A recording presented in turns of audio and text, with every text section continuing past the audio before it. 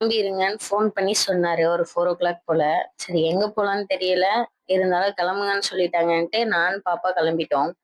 வந்ததும் water bottle, பாப்பாக்கு தேவையான திங்ஸ் எல்லாம் எடுத்துட்டு கிளம்பிட்டோம். ஒரு 1/2 மணி நேரமே பீச்சுக்கு வந்துட்டோம். ரொம்ப ஹாப்பி ஆயிடுச்சு. ரொம்ப நாளா கேட்டுட்டு இருந்தேன். இங்க கிட்டதான் இருக்கு, பீச்சுக்கு கூட்டிட்டு போலாம்லன்னு சொல்லியிருந்தேன். இன்னைக்கு ஒரு வழியா கூட்டிட்டு வந்துட்டாரு.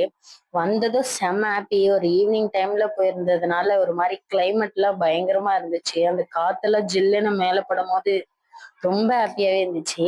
ஆனா இருக்க இருக்க ஜனம் அதிகமாயிடுச்சு. சரின்னுட்டு காலெல்லாம் நினைச்சிட்டு பாப்பாக்காக தான் மேக்சிமம் இங்க வந்தோமே.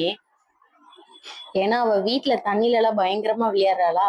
சரி இங்க வந்தா கொஞ்சம் என்ஜாய் பண்ணி விளையாடுவான்னு போலதான் கூட்டிட்டு வந்தோம். ஆனா அவ சுத்தமா தண்ணியில காலையே வைக்கல, ரொம்ப பயப்படுறா. அவங்க அப்பா கிட்ட இருந்து இறங்கவே இல்லை.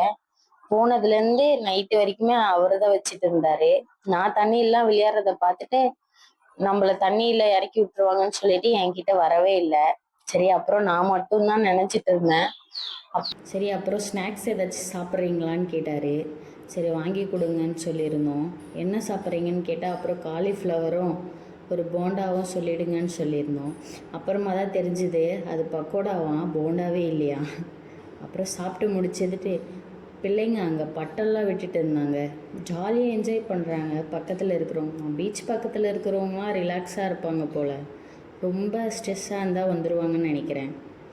அப்புறம் சரின்னுட்டு நானும் இன்னும் கொஞ்சம் நேரம் நின்றுட்டு வரேன்னு போயிட்டேன். தனியாக நான் மட்டும் தான் நின்றுட்டு இருந்தேன், யாரும் இல்லை.